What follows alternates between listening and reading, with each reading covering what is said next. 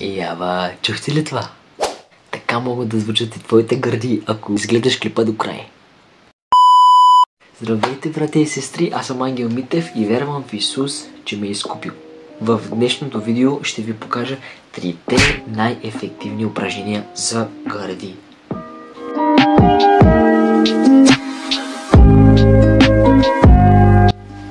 Number 1.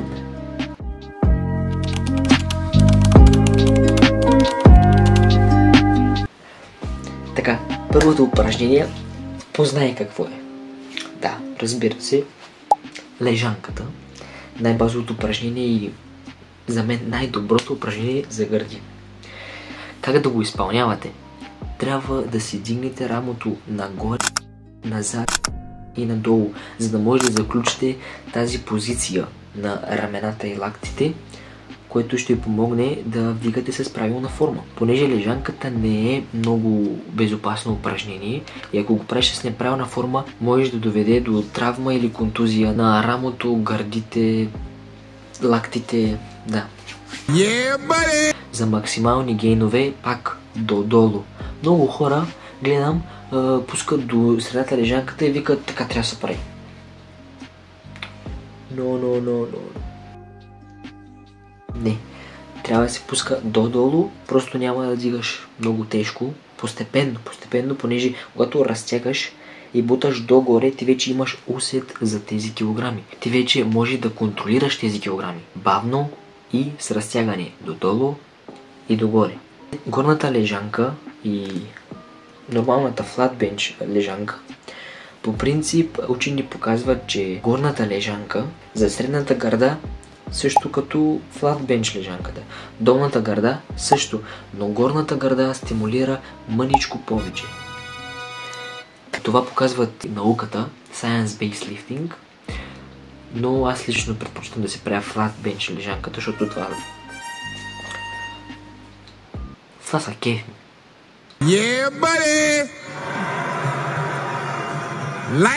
Да чуеш дигнал 17 годишно момче 120 кг лежанка и с някакво... Да. Качвате се на черешата. Да. Номер 2.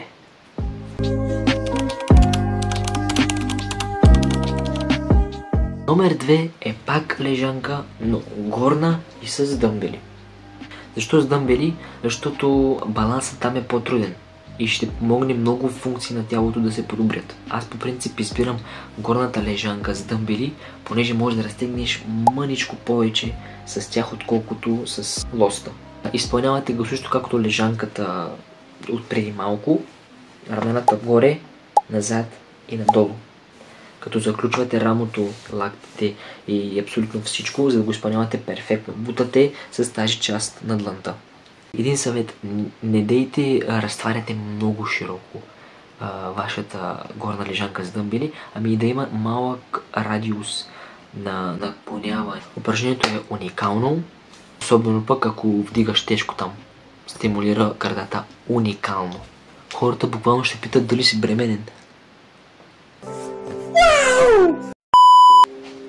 3.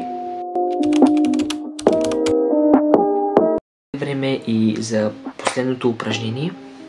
В принцип не знам точно защо него. Stop it. Get some help. Наистина аз правя това упражнение с горе-долу леки средни кила с 28 повторения.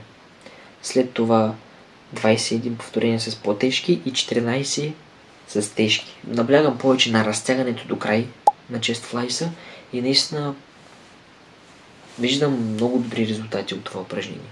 Много хубаво напомпване, влиза добре, има прогресив оверлоад, което значи, че почти всяка тренировка слагам килограми.